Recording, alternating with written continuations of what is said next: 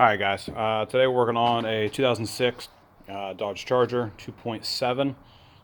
The issues that we're having is the air conditioning and the heat aren't switching back and forth with each other. So one is staying on all the time.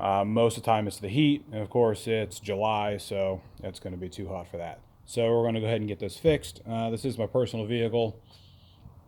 Do not work in a garage, just a home mechanic, that little do-it-yourselfer.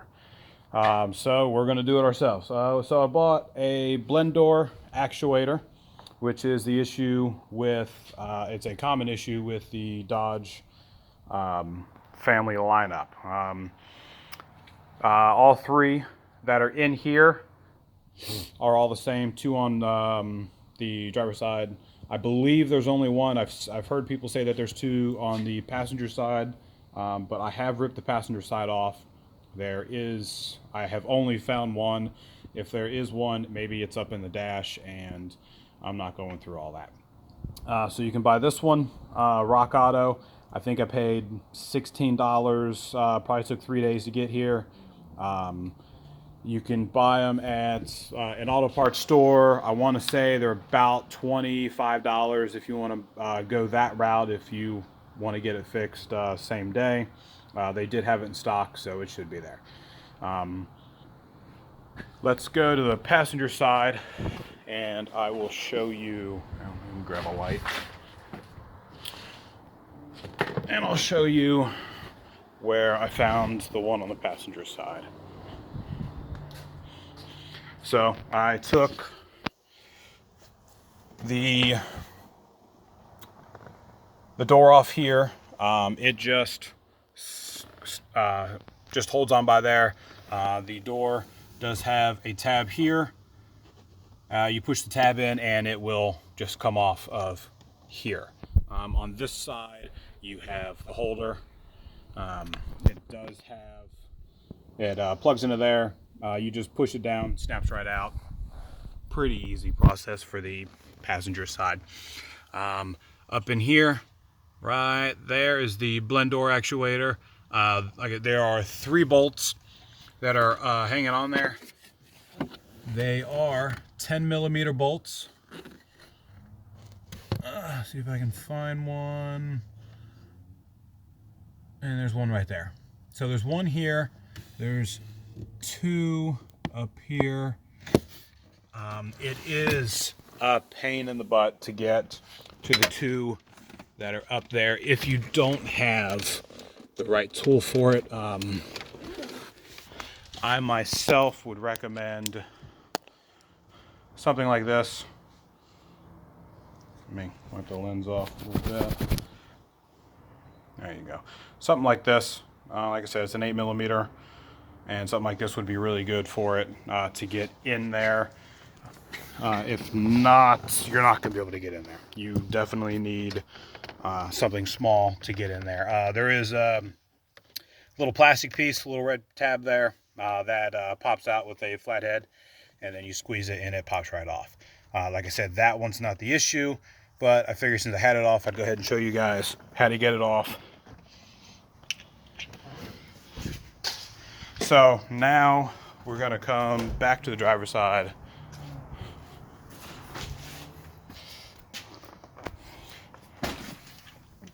In the driver's side, you're going to take the whole bottom panel off. It's got to come off. You have to pop off the strip here. Just put a flathead in there. It'll pop right off. There'll be another one, a smaller one right here. Same thing. It'll pop right off with a flathead. There's going to be a bolt here, Phillips here, and a Phillips up top. There's going to be a Phillips here.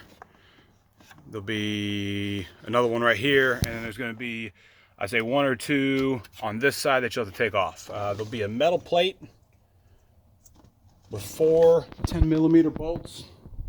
There's the metal plate, and that'll be your main access point here. So once you get in there, these are pretty close. These aren't too bad to change out. There's one right there. Like I said, they're all the same. They've got the 3 bolts inside. The 1 tab is there as well. But of course, that's not the issue. The problem child is the one that should be right there. I've taken it off. You can see at least the 2 bolts there. That's gonna go on in the middle of it. There is where the gear is gonna go into. Like I said, I've already taken it off, and the gear on the outside still looks pretty good. You can see that. That one still looks good. The issue is actually the gear on the inside. So the gear on the inside, so you've got, looks like at least 4 of them. This one here is actually broke off. I don't think we can get a good picture, but it should go in there. There you go. So it has broken off from in there. So when you start the car up and you try to switch it over, it's going to click. You're going to hear the clicking noise, and that's the gears trying to move with and it's not moving. The gears are going to seem like they're going to be jumping each other. It's probably what's happening because the other gears aren't attached to each other, so it's not allowing all of them to spin freely.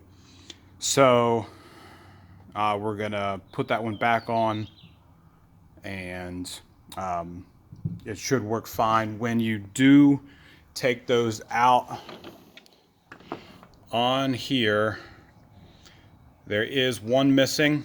You will have to put it back in the same spot. If not, then it might break it again because it's going to want to turn to a desired point. So when you put the new one on, just make sure that you put it in the right way.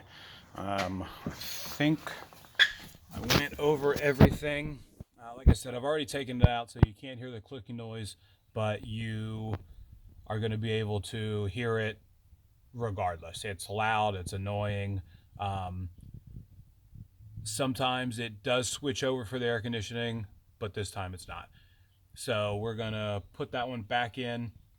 It should fix the problem, but I just wanted to show you guys where and when all the bolts are at, and how to take it out. So I hope this video does you guys some good. If it does, leave me some comments. Let me know how it did. Thanks.